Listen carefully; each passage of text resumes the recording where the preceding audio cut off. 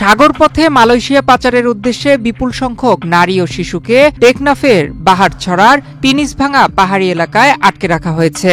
এমন তথ্যের ভিত্তিতে শুক্রবার মধ্যরাত ২টা থেকে সকাল ৭টা পর্যন্ত কোস্টগার্ডের একটি বিশেষ দল ওই এলাকায় অভিযান পরিচালনা করে।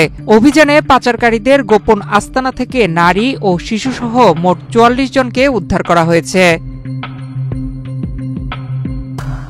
উদ্ধারকারীদের জিজ্ঞাসাবাদ করে জানা যায়, টেকনাফ সহ দেশের বিভিন্ন এলাকা থেকে বাংলাদেশি ও রোহিঙ্গা নাগরিকদের মালয়েশিয়া যাওয়ায় উদ্বুদ্ধ করে টেকনাফের গহীন পাহাড়ে গোপন আস্তানায় জিম্মি করে রাখা হয়। কয়েকটি সংঘবদ্ধ পাচারকারী চক্র বিদেশে উচ্চ বেতনের চাকরি, সুবিধাজনক কর্মসংস্থান, উন্নত জীবনযাপনের স্বপ্ন, অল্প খরচে বিদেশ যাত্রা এবং বিনা অর্থে প্রেরণ করে পরবর্তীতে কর্মস্থলে কাজের মাধ্যমে খরচ পরিশোধের সুযোগ প্রলোভন দেখিয়ে টেকনাফ সহ দেশের বিভিন্ন এলাকা থেকে বাংলাদেশি ও রোহিঙ্গা নাগরিকদের মালয়েশিয়ায় গমনে উদ্বুদ্ধ করে টেকনাফের গহীন পাহাড়ে গোপন আস্তানায় জিম্মি করে রেখেছিল। পরবর্তীতে পাচারকারীরা তাদের সুবিধাজনক সময়ে মেরিন ড্রাইভ সংলগ্ন উপকূল হতে বোট যোগে মালয়েশিয়ায় পাচার করার পরিকল্পনা করেছে। তারা আরও জানায় যে পাচারকারীরা তাদের আটকে রেখে নির্যাতনের মাধ্যমে মুক্তিপণ আদায় করার চেষ্টা করছিল। অভিযান চলাকালীন কোস্টগার্ডের উপস্থিতি টের পেয়ে পাচারকারীরা পালিয়ে যাওয়ায় কাউকে আটক করা সম্ভব হয়নি। তাদের আটকের নিমিত্তে কোস্টগার্ড এর গোয়েন্দা নজরদারি ও অভিযান চলমান রয়েছে।